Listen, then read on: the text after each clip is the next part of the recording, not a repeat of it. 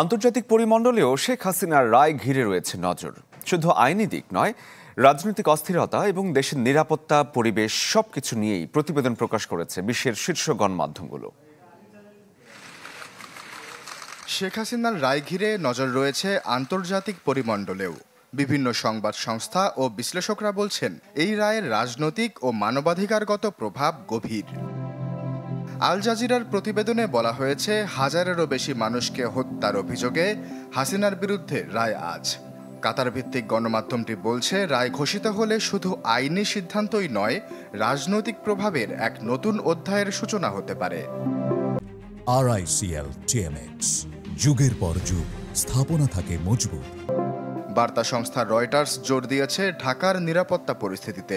গণমাধ্যমটি বলছে, রায় ঘোষণার আগেই রাজধানীর বিভিন্ন স্থানে বিস্ফোরণ ও অগ্নিসংযোগের ঘটনা উদ্বেগজনক। এছাড়া সজীব ওয়াজেদ জয়ের বক্তব্য নিয়ে আরেকটি প্রতিবেদন প্রকাশ করেছে রয়টার্স। সেখানে বলা হয়েছে, নির্বাচন ঘিরে তার দেয়া সহিংসতার হুমকি প্রসঙ্গে। সেই সাথে রায় ঘিরে নিরাপত্তা ও সহিংসতার আশঙ্কা তুলে ধরেছে বেশ কিছু আন্তর্জাতিক সংবাদ মাধ্যম। ভারতীয় গণমাধ্যম এনডিটিভি ও টাইমস অফ ইন্ডিয়া প্রতিবেদন প্রকাশ করেছে রাতভর কয়েক দফা ককটেল হামলা নিয়ে। নিরাপত্তা ব্যবস্থা ও সহিংসতার শঙ্কা উঠে এসেছে ভারতীয় গণমাধ্যম দ্য হিন্দু, ইন্ডিয়া টুডে ও জাপানের পত্রিকা দ্য জাপান টাইমসের ও পাকিস্তানি গণমাধ্যম ডনের প্রতিবেদনেও। আশ্বাস চৌধুরী, চ্যানেল 24।